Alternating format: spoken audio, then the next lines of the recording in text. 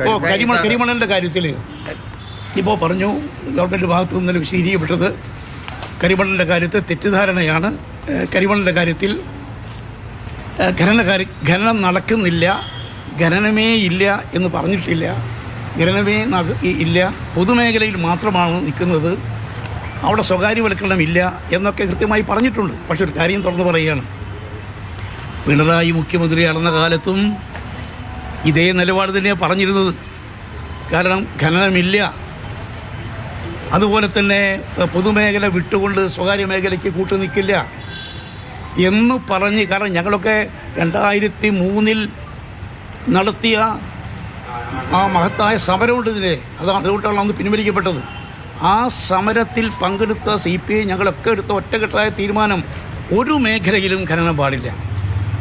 സ്വകാര്യ മേഖലയിലോ പൊതുമേഖലയിലോ ആലപ്പുഴ തീരത്ത് ഒരു മേഖലയിലും ഖനനം പാടില്ല. സ്വകാര്യ മേഖലയിലോ പൊതുമേഖലയിലോ സംയുക്ത മേഖലയിലോ പാടില്ല. ആ സമരത്തിൽ പങ്കാളിയായിരുന്ന CPM ആണ് പിന്നീട് പൊതുമേഖലാ സ്ഥാപനങ്ങൾക്ക് അനുമതി കൊടുത്ത്, IRE, KMML പോലുള്ള സ്ഥാപനങ്ങൾക്ക് അനുമതി കൊടുത്ത് കുട്ടനാട്ടിലെ ജലം ഒഴിവാക്കാൻ വേണ്ടി, കുട്ടനാട്ടിലെ പ്രളയക്കെടുതികൾ ഒഴിവാക്കുന്നതിൻ്റെ പേര് പറഞ്ഞുകൊണ്ട് ആ കുട്ടനാട്ടിലെ പ്രളയക്കെടുതി ഒഴിവാക്കുന്നതിന് ചെയ്യേണ്ടതായ അനിവാര്യമായ കാര്യങ്ങളൊന്നും ചെയ്തിട്ടില്ല. അവരാദ്യം ചെയ്യേണ്ടിയിരുന്നത് തോട്ടപ്പള്ളി സ്പിൽവേ അതിൻ്റെ ഷട്ടറുകൾ ആകെ കേടുപാട് വന്നിരിക്കുകയാണ്. അപ്പോൾ ആ ഷട്ടറിൽ കൂടി കടലിൽ നിന്ന് ഉപ്പുവെള്ളം കയറി കൃഷിക്ക് നാശമുണ്ടായിക്കൊണ്ടിരിക്കുകയാണ്.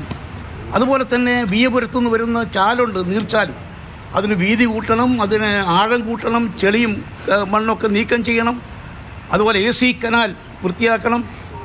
പിന്നെ തണ്ണീർമുക്കം ബണ്ടിൽ കൂടി പുറത്തേക്ക് പോകുന്ന വെള്ളം നല്ല നീരൊഴുക്ക് സുഗമമാക്കുന്ന രീതിയിൽ അവിടെ പിന്നെ ചെളിയും മണ്ണുമെല്ലാം തണ്ണീർമുക്കം ബണ്ടിന് സമീപം വേമ്പനാട്ട് കായലിൽ ഉയർന്നിരിക്കുകയാണ്, അത് നീക്കം ചെയ്യണം. ഇതൊന്നും ചെയ്യാതെ വെള്ളപ്പൊക്കത്തെ തടയിടാൻ വേണ്ടി കുട്ടനാട്ടിലെ പ്രളയക്കെടുതി അവസാനിപ്പിക്കുന്ന പേര് പറഞ്ഞുകൊണ്ട് അതിനേക പോംവഴി ഈ മണൽ നീക്കം ചെയ്യലാണ് എന്ന് പറഞ്ഞിട്ട് അനുമതി കൊടുക്കുക. IREയുടെ പേരിൽ, KMMLന്റെ പേരിൽ അവിടെ ഖനനം നടത്തുക. ഈ മണ്ണ് അങ്ങോട്ട് പോകുന്നതിന് പകരം നേരെ കരിമണൽ കർത്തായുടെ കമ്പനിയിലേക്കും മറ്റേ സ്വകാര്യ കമ്പനിയിലേക്കും പോകുന്ന ഒരു സ്ഥിതിവിശേഷമാണ്. അന്ന് മുതൽ ആ മേഖലയിലെ ജനങ്ങൾ ശക്തമായ സമരത്തിലാണ്. ആ സമരസമിതി വളരെ ഫലപ്രദമായി പ്രവർത്തിച്ചു. അടുത്ത ഹൈക്കോടതി ഉത്തരവ് വന്നിരുന്നു. അതായത് ഒരു വിദഗ്ധ സമിതി ഇതേക്കുറിച്ച് പഠിച്ച് അതിനുശേഷം മാത്രമേ ഖനനം മുന്നോട്ട് കൊണ്ടുപോകാവൂ വന്നിട്ടുണ്ട്. ഇതെല്ലാം മുഖ്യമന്ത്രി ശ്രദ്ധയിൽപ്പെടുത്തിയിട്ടുണ്ട്. പക്ഷെ അതേ സമയത്ത് ഈ തരത്തിൽ ഖനനമില്ല എന്നൊരു ഭാഗത്ത് പറയുക, പൊതുമേഖലയിലില്ല, സ്വകാര്യ മേഖല ഇല്ല എന്ന് പറയുക, എന്നിട്ട് പൊതുമേഖലയ്ക്ക് അനുമതി കൊടുത്തതിന് ശേഷം അവരെ കൊണ്ടിത് ചെയ്യിപ്പിക്കുക. ഈ രീതി നിലനിൽക്കുകയാണ് ഇപ്പോഴും. തന്നെയല്ല, ഖനനമേ ഇല്ല അവിടെ എന്ന വാദമാണ് ഉയർത്തുന്നത്, പൊതുമേഖലയ്ക്കാണ് കൊടുക്കുന്നത് എന്ന വാദമാണ് ഉയർത്തുന്നത്. യഥാർത്ഥത്തിൽ അതിൻ്റെ ഗുണഭോക്താവ് കരിമണൽ കർത്തയാണ്. ഒരു കാര്യം കൂടെ പറയാതിരിക്കുന്ന നിവൃത്തിയില്ല. ആലപ്പുഴ തീരത്തെ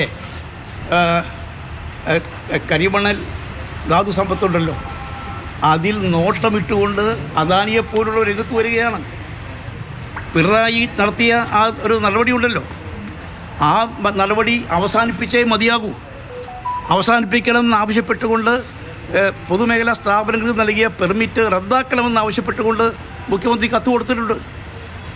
അതുപോലെ ഹൈക്കോടതി നിർദ്ദേശപ്രകാരം വിദഗ്ധ സമിതിയെ വെക്കണം. നേരത്തെ വെച്ച സമിതി കരിമണൽ ലോബിയുടെ ആളുകളെ കൊണ്ട് നിറഞ്ഞിരിക്കുകയാണ്.